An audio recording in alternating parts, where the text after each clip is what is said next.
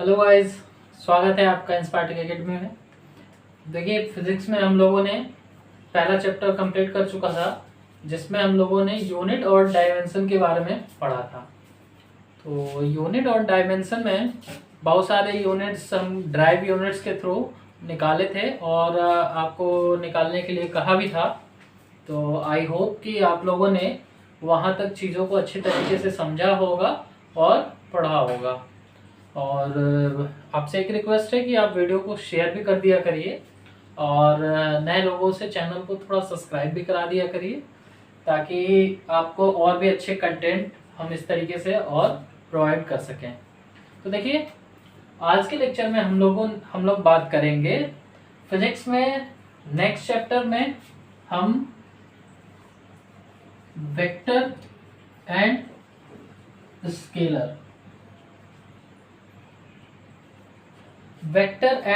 Scalar property के बारे में। ठीक है, स्केलर होता है, ठीक है, वेक्टर एंड स्केलर प्रॉपर्टी के बारे में, यानी कि सदिश एवं अदिश राशियां। आई थिंक दिख रहा होगा आपको,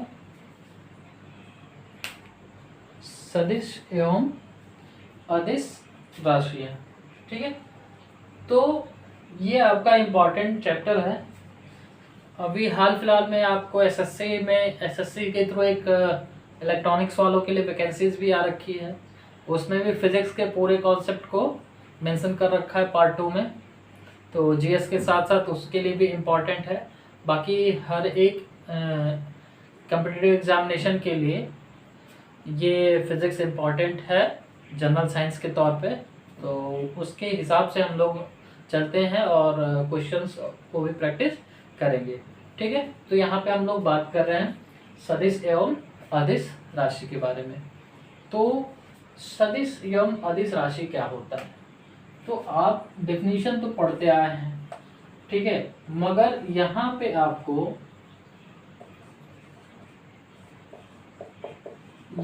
आपको ट्रिक समझना है।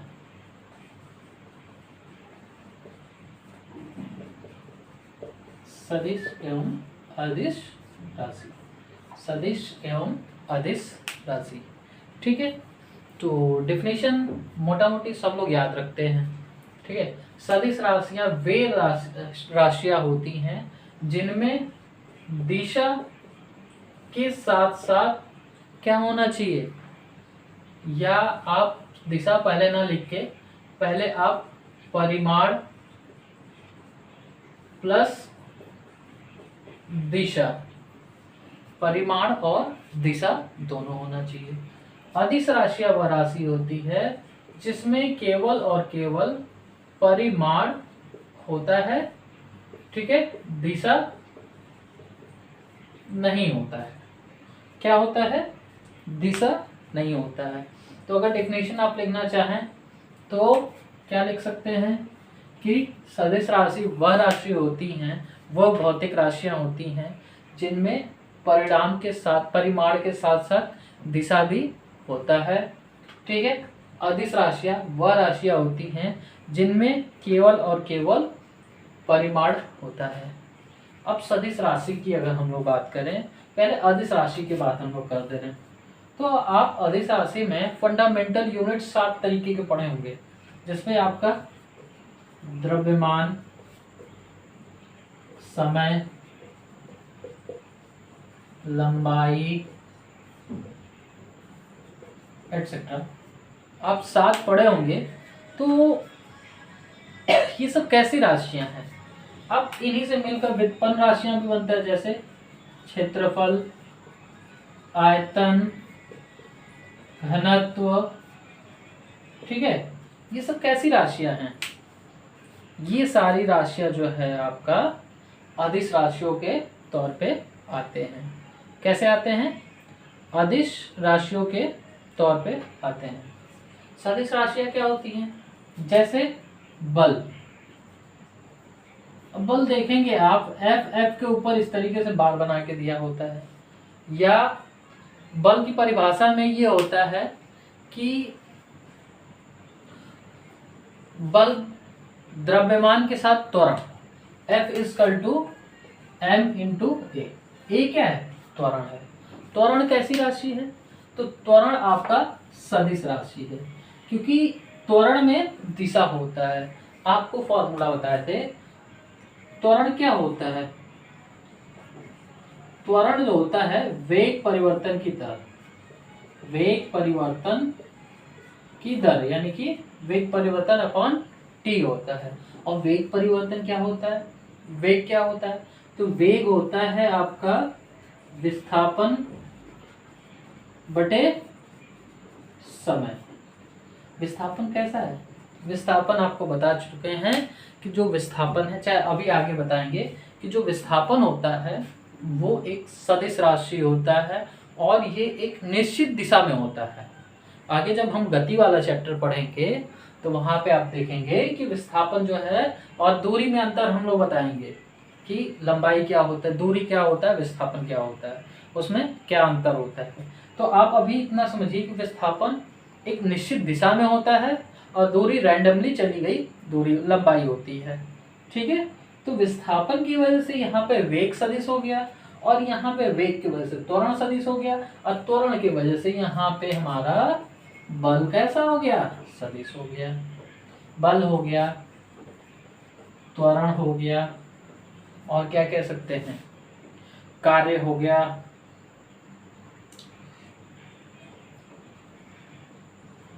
कार्य हो गया, संवेग हो गया, आवेग हो गया। ठीक है, etc। ये सब कैसी राशियां होगी? तो ये आपकी सदिश राशियां होती हैं।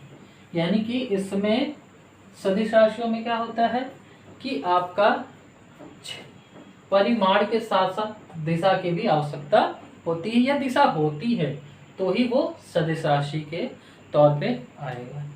अब तो ये तो रही हमारी डिफिनीशन के आधार पे सदिश राशियां और अदिश राशियां। ठीक है, अब हम लोग ट्रिक कैसे बात करेंगे? ट्रिक के हिसाब से तो सदिश राशि में हमेशा एक चीज याद रखिएगा कि व न, ये 3 लेटर जो है जिसमें भी लग गए, ठीक है, जिसमें भी लग गए वो कैसी राशियां होगी? सदिश राशियां होगी। जैसे त्वरण, व लगा न लगा, कैसी होगी? सदिश। व लगा, संवेग, आवेग। ठीक है, इस तरीके से आपकी सारी सदिश राशियां होगी। ठीक है, अब देखिएगा कि बाकी सबको आप अदिश राशि कह सकते हैं, बट आपको एक चीज अपवाद में याद रखना है। अपवाद में क्या रखना है? देखिए यहाँ पे घनत्व लिखे हैं, घनत्व को हम किस में लिखे हैं? अदिश राशि में लिखे हैं। ठीक है, यानी कि इसमें भी व आया है, उसके बावजूद हम क्या लिख दिए हैं? इसको किस में लिखे हैं? अदिश राशि में। ठीक है, तो ये कैसा है? अपवाद है। तो अपवाद में आपका घनत्व हो जाएगा, दाब हो जाएगा। अब देखिए दाब ब आया है, ठीक है, तो ब आने की वजह से यहाँ पे ये कैसी राशि हो जाएगी? ये आपकी अदिश राशि हो जाएगी। होना तो सदिश चाहिए था मगर अदिश राशि होता है अपवाद। विद्युत धारा, विद्युत धारा, ठीक है, ये कैसी होगी? ये आपकी अदिश राशि हो गया। ठीक है, तो फिर उसके बाद एक और चीज आता है विभव। क्या होता है? विभव, पोटेंशियल जिसको बोलते हैं। ये भी कैसी राशि होगी? ये आपकी अदिश राशि होगी। ये अपवाद में होगा। ये सब कैसी राशियां हैं? अदिश राशियां हैं। बाकी जिसमें व आएगा, ब आएगा, न आएगा, ठीक है, तो उसको हम क्या कहेंगे? वो हमारी सदिश राशि। ठीक, ये तो आपकी ट्रिक हो गई। कुछ अपवाद इस तरीके हो गए। बाकी आप डिफिनेशन से या फॉर्मूले से आसानी से इसको वेरीफाई कर सकते हैं। ठीक है, क्यों? क्योंकि फॉर्मूला या आप परिभाषा तो सबको लगभग याद होता है कि जो सदिश राशि है उसमें परिमाण के साथ साथ दिशा की भी आवश्यकता होती है और सदिश राशियों में परिमाण के साथ साथ दिशा नहीं होता है, ठीक है, वो अदिश राशि होता है। तो आप बेसिक से फॉर्मूला जैसे अभी हम ड्राइव करके एक एक तोड़ तोड़ के स्टेप में बताएं, ठीक है, कि किसकी वजह से कौन सा हमारा सदिश राशि हुआ है, ठीक है। तो वैसे ही अगर आपको फॉर्मूला पता है तो आप आसानी से निकाल लेंगे। ये एग्जामिनेशन में जल्दी से समझने का और क्वेश्चन करके आगे बढ़ने का तरीका है। बाकी बस ये है, अपवाद का ध्यान रखेंगे, क्योंकि अपवाद में आप गलती कर बैठेंगे। तो यहाँ पे इसको रटना पड़ेगा अपवाद को, कि ये सब चीजें कौन कौन सी होती हैं। ये आपकी अदिश राशियां होती है। बाकी सदिश में और भी बहुत सारे होते हैं, जैसे कि आप गुरुत्वीय त्वरण,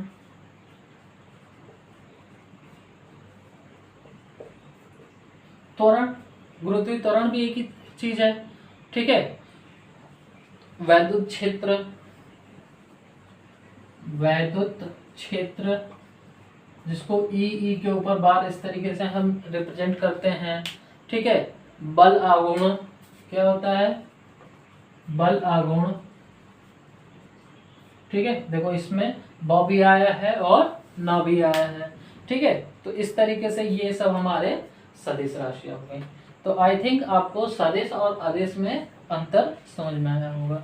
अब देखिए कि इन सदिश और अदिश का निरूपण कैसे करते हैं, यानी कि इसको लिखते कैसे हैं, ठीक है। तो सदिश और अदिश का अगर हम निरूपण की बात करेंगे, किसकी बात करेंगे, निरूपण की बात करेंगे,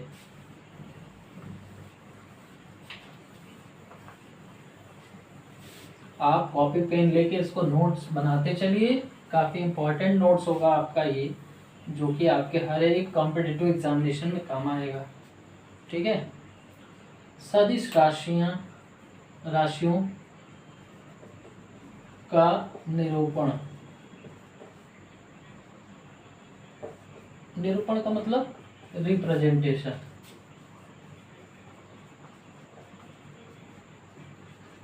क्या बात करेंगे हम लोग, रिप्रेजेंटेशन की, कि इसको कैसे रिप्रेजेंट किया जाता है। तो आप हमेशा देखेंगे कि कोई भी राशि, मान लो ए कैसी है, सदिश राशि है, तो सदिश राशि के ऊपर एक इस तरीके से एरो बना दिया जाता है, ठीक है। तो इस एरो के माध्यम से हम क्या करते हैं, सदिश का निरूपण करते हैं। यानी कि सदिश जिसके ऊपर इस तरीके का एरो, अगर एरो नहीं लगाए हैं, डायरेक्टली ए लिख दिए तो ये कैसा हो जाएगा, अदिश राशि हो जाएगा। कैसा हो जाएगा, अदिश राशि हो जाएगा। यानी कि सदिश को हमेशा निरूपित करने के लिए उसके ऊपर एक एरो का हम सिंबल लगाते हैं, ठीक है। यहाँ तक कोई किसी को समस्या नहीं, आसान चीज था, ठीक है। एक बार हम लोग रिवाइज करते हैं। पढ़े हम लोग सदिश राशि जिनमें दिशा और परिमाण दोनों की आवश्यकता होती है, जिनमें ब व न ये सारे वर्ड्स अल्फाबेट आए, ठीक है, वर्ण आए, तो वो सदिश राशि हो जाएंगी। अदिश राशि कौन कौन सी होती हैं, अदिश राशि वो वे होती हैं जिनमें दिशा परिमाण तो होता है, दिशा नहीं होता है, अदिश राशियां होती हैं, ठीक है। अपवाद में क्या था सदिश राशियों में, जिसमें हम क्या बोले थे, ब व न, ठीक है। तो इसमें हम लोग क्या बताए थे, एक तो विद्युत धारा हो गया था, विद्युत धारा हो गया था, एक आपका दाब हो गया था, फिर उसके बाद घनत्व हो गया था, ठीक है। ये सब किस तरीके के हैं, ये सब आपके अदिश राशि हो गए थे, ठीक है। तो इसको आप याद रखिएगा। फिर बाकी जो है सदिश राशियों का निरूपण और अदिश राशियों का निरूपण, जिस राशि के ऊपर इस तरीके एरो का चिन्ह लगा देंगे वो सदिश हो जाएगा, जिसके ऊपर एरो का चिन्ह नहीं लगाएंगे वो आपका अदिश राशि हो जाएगा। अब देखिए ये सदिश राशि को जोड़ने या इसको हम जोड़ने का क्या नियम होता है, गुणा करने का क्या नियम होता है, ठीक है। आगे चल के हम लोग डॉट प्रोडक्ट भी देखेंगे और क्रॉस प्रोडक्ट भी कहेंगे, किसको हम सदिश गुणनफल कहते हैं, किसको हम अदिश गुणनफल कहते हैं, ठीक है। तो जो सदिश का जोड़ होता है, ठीक है,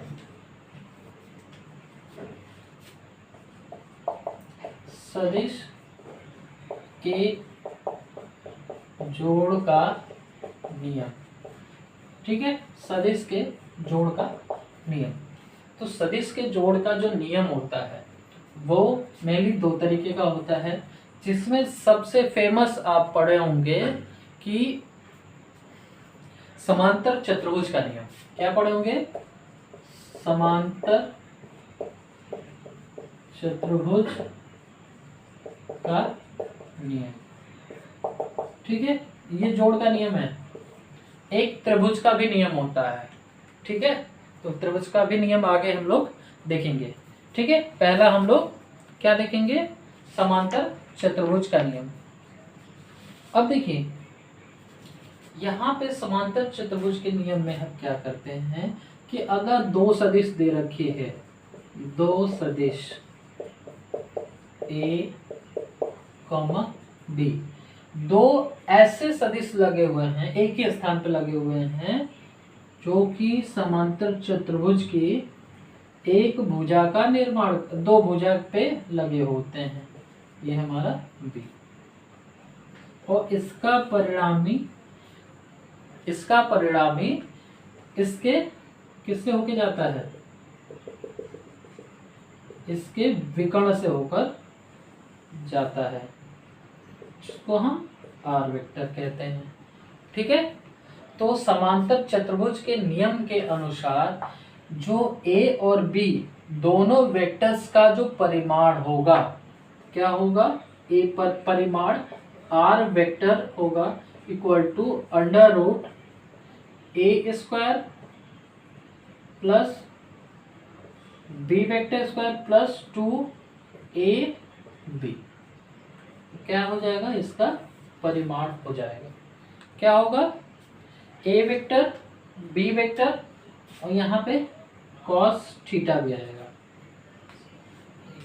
इसको हम बड़े में लिख दें। यहाँ पे ये हमारा ए वेक्टर है, तो यहाँ पे R vector equal R square equal to A square plus B square plus 2ab cos theta, जहाँ से फिर आर वेक्टर की वैल्यू आ जाएगी ए अंडर रूट में A vector square B vector square plus 2a vector B vector cos theta. यही आपका formula होता है किसका?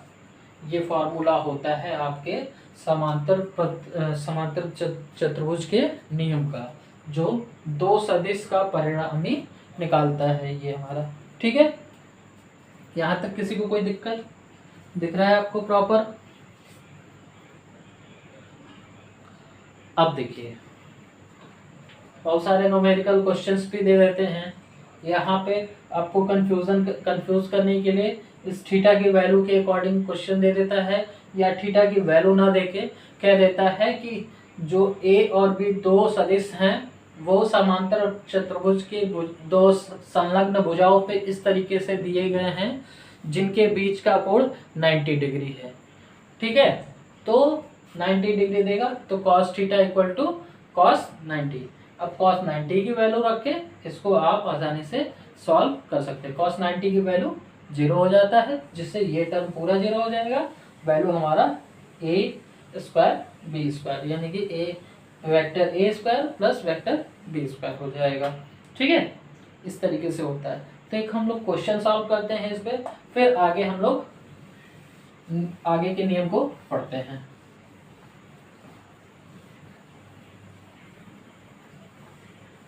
देखिए क्वेश्चन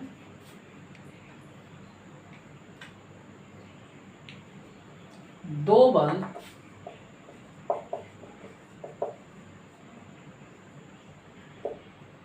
दो बल 10 न्यूटन का उत्तर दिशा में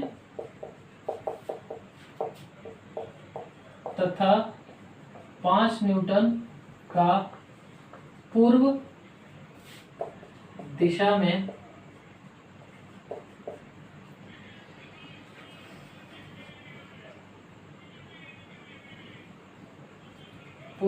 में कार्य करता है, तो इनके बीच की परिणामी बल का मान ज्ञात करें। यह आपका क्वेश्चन हो जाएगा। ठीक है, यानी कि दो बल 10 न्यूटन का तथा 5 न्यूटन का क्रमशः उत्तर दिशा तथा पूर्व दिशा में कार्य कर रहा है, यानी कि एक उत्तर दिशा में तो एक पूर्व दिशा में। नक्शा में हमेशा ऊपर जो होता है वो हमारा उत्तर होता है और राइट साइड में पूर्व होता है, लेफ्ट साइड में पश्चिम होता है, नीचे आपका दक्षिण होता है। तो ऊपर हमारा 10 न्यूटन का कार्य कर रहा है और पूर्व साइड में 5 न्यूटन का काम कर रहा है। तो कहीं ना कहीं ये वाला परिणामी आर जो है हमारा इस दिशा में होगा और इन दोनों के बीच का एंगल कितना है, 90 डिग्री है। कंफर्म है, क्योंकि ये सीधे उत्तर की तरफ कह रहा है और सीधे ये पूर्व की तरफ, कोई एंगल नहीं दे रहा। तो हमारा एंगल तो पता चल गया ना कि एक ऊपर जा रहा है एक सीधे जा रहा है, तो 90 डिग्री पे ही होगा। ठीक है, तो और इसका परिणामी ये होगा। तो बस कुछ नहीं करना है, फॉर्मूला लगाना है, R vector equal to under root A square plus B square plus 2ab cos theta. ठीक है, ये सारे वेक्टर्स हैं। अब यहाँ पे ध्यान दीजिए कि यहाँ पे A B, A equal to 10 newton, B equal to 5 newton दे रखा है। यहाँ से आर इक्वल टू क्या हो निकल जाएगा, ये हो जाएगा ए स्क्वायर, यानी कि 10 का स्क्वायर 100, या हम अभी लिख ही दें, स्क्वायर प्लस 5 का square plus 2 into 5 into 10 cos 90। अब कॉस 90 की वैल्यू कितना होता है, 0। कॉस 90 की वैल्यू 0 होता है, तो ये पूरा टर्म हमारा 0 हो जाएगा। तो आर की वैल्यू क्या हो जाएगी, अंडर रूट 10 का स्क्वायर 100 प्लस 5 का स्क्वायर 25, यानी कि R equal to under root 125। 125 किसका स्क्वायर होता है, तो आपका 25 का, यानी कि आर की वैल्यू क्या निकल के आ गया, 25 न्यूटन आएगा। सॉरी, 25 का नहीं होता है स्क्वायर, 25 का नहीं होता है स्क्वायर, ये हो जाएगा 25 इंटू 5, यानी कि 5√5 हो जाएगा। इसकी वैल्यू क्या निकल के आएगी, 5√5। ठीक है, 5 का क्यूब होता है 125। ठीक है, तो इस तरीके से क्वेश्चन आपको ये सदिश वाले में देता है।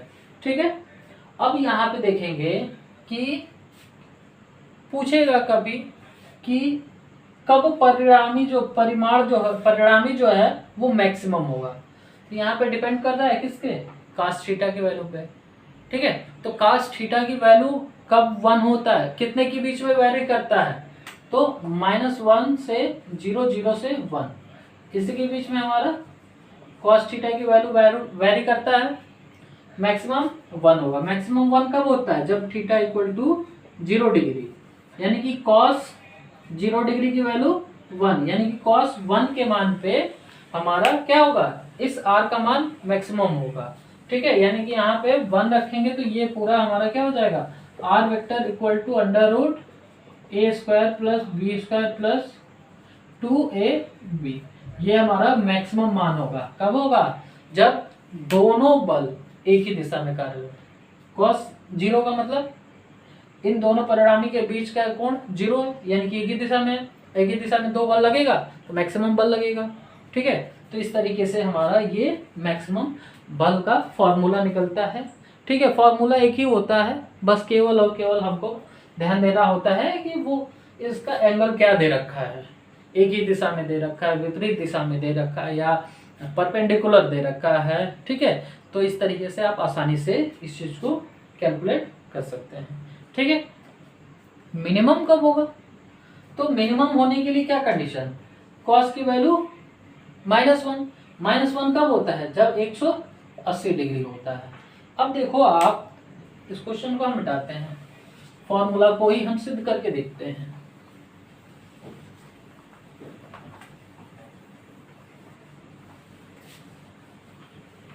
फॉर्मूला को ही हम लोग सिद्ध करके देखते हैं, आसानी से आपको समझ में आ जाएगा।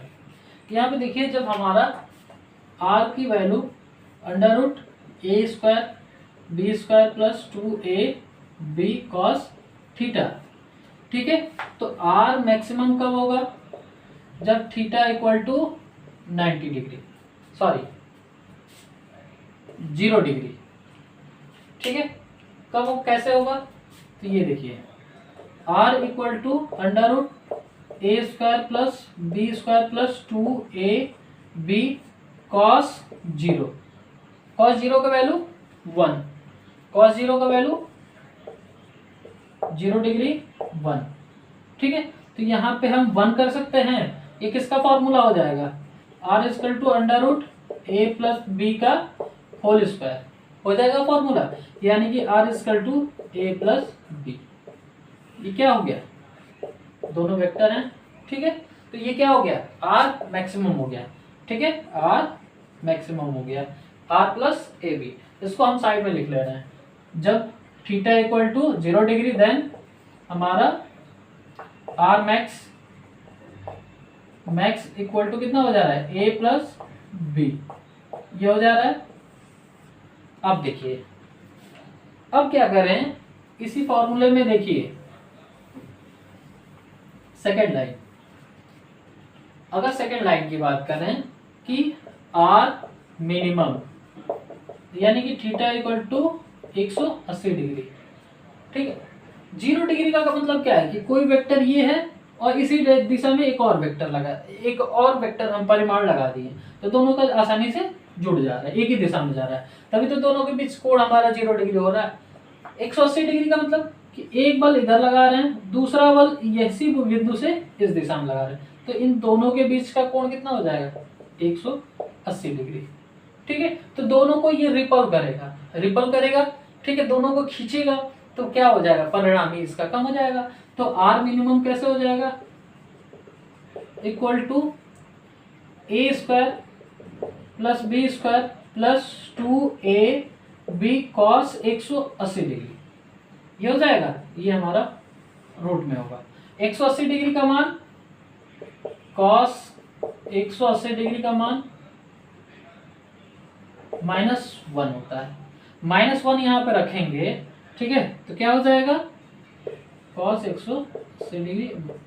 नेक्स्ट लाइन में लिखेंगे हम A square plus B square plus 2ab -1। गुणा करेंगे तो यहाँ पे हमारा क्या हो जाएगा? -2ab हो जाएगा। फॉर्मूला किसका होता है? ये होता है under root A square A minus B का होल स्क्वायर। यहाँ से फॉर्मूला क्या निकल के आ गया? R minimum equal to A minus B, यानी कि यहाँ पे R minimum equal to A vector minus B vector. ठीक है, ये आपका मिनिमम हो गया। ठीक, 90 डिग्री पे कितना होता है इसको भी देख लेंगे। तो 90 डिग्री पे आपको हम बता चुके हैं, अभी क्वेश्चन हम लोग सॉल्व करा